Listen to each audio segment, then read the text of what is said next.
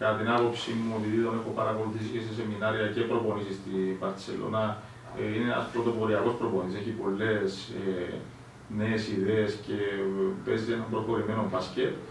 Νομίζω ότι του έχει γίνει και αυτού ένα τριετές συμβόλαιο.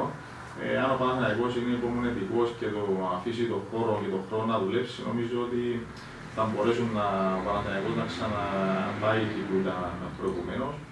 Γιατί τα τελευταία χρόνια ο Παναθηναϊκός έχει αλλάξει πάρα πολλούς προπονητές και αυτό νομίζω δεν είναι υπέρ του. Και δυσκόλεψε κιόλας η έλευση του Πασκουάλ, έτσι αυτό το δώσει και συμβόλαιο, δεν μπορούσε να πιστεί. Ναι, μα νομίζω στο τέλος ότι όνομα και εικόνα δημιουργείς, αυτόν είσαι. Ναι, ένας προπονητής ο οποίος δούλεψε 8 χρόνια στην Μπαρσελόνα και βλέπει ότι ο Παναθηναϊκός άλλαξε 6 προπονητές σε 3 χρόνια.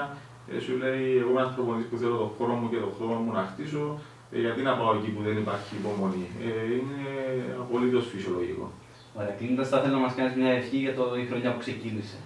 Η χρονιά που ξεκίνησε, πρώτα απ' όλα να έχουμε όλη υγεία, καλοσφαιριστές όλων των ομάδων.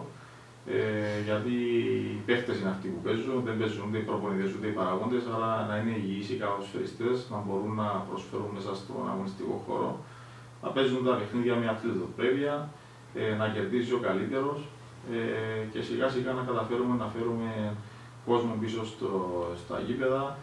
Με χαροποίησε προχθές τον τέρπι που για πρεμιέρα ήταν ζεστή ατμόσφαιρα στο κλειστό του Κεράφνου. Είναι δύσκολος ο κόσμος του Κεράφνου, έτσι δεν έρχεται πολύ συχνά στο γήπεδο, δείχνει ότι κάτι γίνεται. Έτσι. Και δεν είναι μόνο του Κεράφνου, είναι και γενικά ανθρώποι της καλαθόσφαιρας και όχι μόνο που ήρθαν να παρακολουθήσουν το παιχνίδι.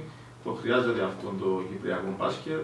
Μια παράκληση, αν γίνεται όσο γίνεται, η Ομοσπονδία είναι που είναι 3 παιχνίδια την αγωνιστική, αν μπορεί να τα βάζει τουλάχιστον διαφορετικές μέρες και ώρες για να μπορούμε όλοι που αγαπάμε τον μπάσκετ να πηγαίνουμε να βλέπουμε τα παιχνίδια, να μην παίζονται την ίδια μέρα και την ίδια ώρα, αν γίνεται αυτό. Και σιγά σιγά ελπίζω και ομάδες παραδοσιακές που έχουμε μεγαλώσει με αυτές, όπως η ΑΕΛ, ο Αχιλλέας, η ΕΝΑΘ, η Ομόνια, να βρεθεί ένας τρόπος τα επόμενα 2 χρόνια να έρθουν και αυτές στην πρώτη κατηγορία, να ξανακάνουμε έτσι ένα πρωτάθλημα 10 ομάδων που νομίζω ότι θα δώσει μια άλλη έγκλη στο πρωτάθλημα. Ωραία, ευχαριστούμε πολύ, coach. Και εγώ σας ευχαριστώ.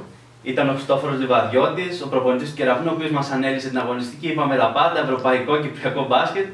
Η Cyprus Basket TV θα επιστρέψει με πάρα πολύ μπάσκετ. Καλό σας απόγευμα.